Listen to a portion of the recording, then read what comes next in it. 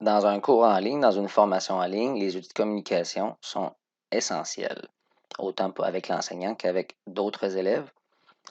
Je vous parle ici de la boîte de réception de courriel qui devrait être utilisée dans un premier temps et aussi de Teams qui est une plateforme de visioconférence. Étant donné que ça se passe sur Internet, nous avons besoin d'un navigateur. En voici trois dans le bas de mon écran. Internet Explorer, Google Chrome, Firefox. Internet Explorer, essayez de l'éviter, étant donné que c'est un navigateur désuet. Donc, je vous propose d'utiliser Chrome ou encore Firefox qui font très bien le travail. Quand mon navigateur est ouvert, je dois, via la barre d'adresse, inscrire l'adresse qui va me permettre de me rendre sur le bon site Internet. Dans notre cas, c'est le bureau virtuel du CSSBE. Donc voici, je suis rendu et maintenant je clique sur connexion pour justement me connecter à mon propre compte, donc pour accéder à ma propre boîte de réception.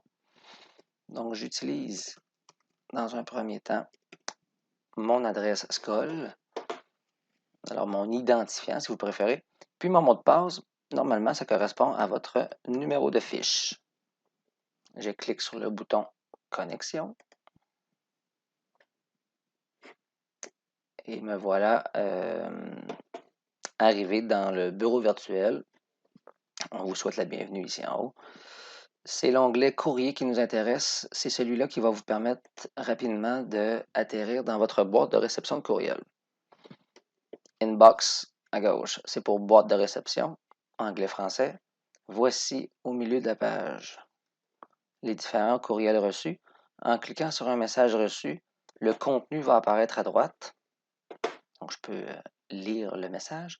Maintenant, j'attire votre attention sur le bouton répondre qui peut être très utile pour justement répondre à l'expéditeur du courriel. Donc voilà pour accéder à la boîte de réception. C'est exactement le même chemin pour aller dans l'application Teams. Le gaufrier en haut à gauche, ce qu'on appelle le lanceur d'application, nous permet d'accéder ici à Teams. Donc ma boîte de réception, remarquez en haut ici, elle a été changée, hein, elle a été transformée par Microsoft Teams. Première question, on vous demande si vous voulez télécharger l'application de bureau ou encore si vous préférez utiliser l'application web. En utilisant l'application web, vous allez demeurer dans votre navigateur Google Chrome toujours et vous aurez accès à vos différentes équipes. Les équipes, considérez-les comme des groupes. En cliquant sur une équipe, vous allez pouvoir voir le contenu, donc ce qu'il y a dans ce groupe-là, des publications, des fichiers, des devoirs, par exemple, les notes reçues. Donc, si je reviens en arrière, je pourrais avoir différentes équipes. Conversation, c'est le chat, le clavardage avec différents intervenants, donc des enseignants, des élèves, activités. Voilà. Donc, c'est comme ça qu'on accède à Microsoft Teams ou encore à votre boîte de réception de courriel. J'attire votre attention sur le fait que, en recliquant sur le gaufrier, je peux retourner dans ma boîte de réception de courriel, ma boîte Outlook. La différence, c'est que si je fais ça maintenant, remarquez les onglets en haut. Maintenant, j'aurai, oui, Teams.